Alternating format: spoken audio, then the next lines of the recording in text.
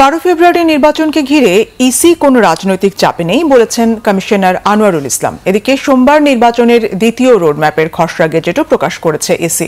অন্যদিকে দ্বিতীয় দিনের মতো নির্বাচন কমিশনের সামনে অবস্থান কর্মসূচি পালন করেছে ছাত্রদল। রাত পর্যন্ত সেখানে অবস্থানের ঘোষণা থাকলেও সন্ধ্যার কিছুক্ষণ আগে কর্মসূচি স্থগিত করে তারা। রিপোর্ট ওমর ফারুকের। গণতান্ত্রিক অগ্রযাত্রায় বহুল কাঙ্ক্ষিত ত্রয়োদশ জাতীয় সংসদ নির্বাচনের আর বাকি এক মাসেরও কম সময়। এরই মধ্যে অংশগ্রহণমূলক সফল নির্বাচনের বিশাল কর্মযজ্ঞে ব্যস্ত ইসি, যার ধারাবাহিকতায় জাতীয় সংসদ নির্বাচন ও গণভোট 2026 উপলক্ষে রিটার্নিং অফিসারদের কাছ থেকে প্রাপ্ত পোস্টাল ব্যালটের ভোট গণনায় 300 জন প্রিজাইডিং অফিসারের প্রশিক্ষণও শেষ হয়েছে। নির্বাচনের দ্বিতীয় রোডম্যাপের গেজেটও প্রকাশ করা হয়েছে। এতে 22 জানুয়ারি ভোট কেন্দ্রের গেজেট প্রকাশ, 28 জানুয়ারি আইন শৃঙ্খলা বাহিনীর সঙ্গে সভা, 1 ফেব্রুয়ারি অর্থ বরাদ্দ, 2-3 ফেব্রুয়ারি ব্যালট ও নির্বাচনী সামগ্রী মাঠ পর্যায়ে বিতরণ হবে। এমন বাস্তবতায় সকালে ইসি আনোয়ারুল ইসলাম সাংবাদিকদের জানান, এবার নির্বাচন ভীষণ প্রতিদ্বন্দ্বিতামূলক হবে।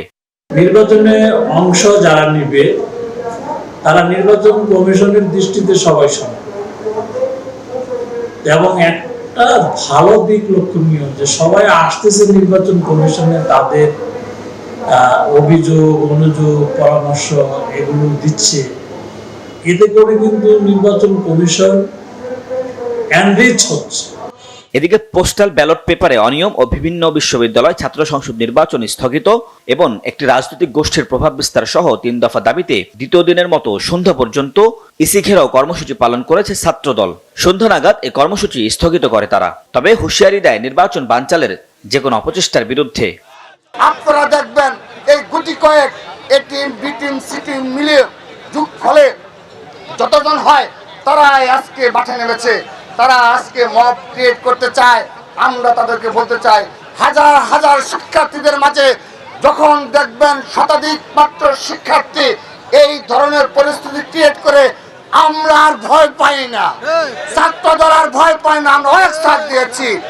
এই গুটি কয়েক মুনাফিকদের প্রতিহত করার জন্য আগামীতে আমরা আহ্বান জানাচ্ছি। ওমর ফারুক, বাংলা ভিশন, ঢাকা।